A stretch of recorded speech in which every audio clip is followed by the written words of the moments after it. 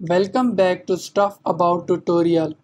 Today we are talking about how to add cash on delivery payment method in Shopify store. Why would you want to know how to add cash on delivery payment method in Shopify store? Well, maybe it is your first time using Shopify and not sure how to add cash on delivery payment method in Shopify store. So today I'm going to show you how to add cash on delivery payment method in Shopify store. Check video description and I will try to leave the written instructions. Adding cash on delivery payment method in Shopify store is quite simple and easy to do. First of all, open any browser. Now write admin.shopify.com in search bar. Now here in left corner, you are seeing different options.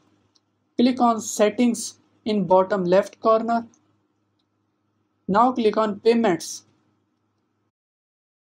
Scroll down. Here you are seeing manual payment methods. Click on add manual payment methods.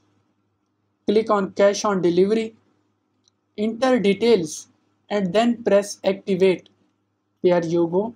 If you wanted to know how to add cash on delivery payment method in Shopify store, that is the easiest way I know how. If you know another way, to leave a comment below. Be sure to subscribe for more videos.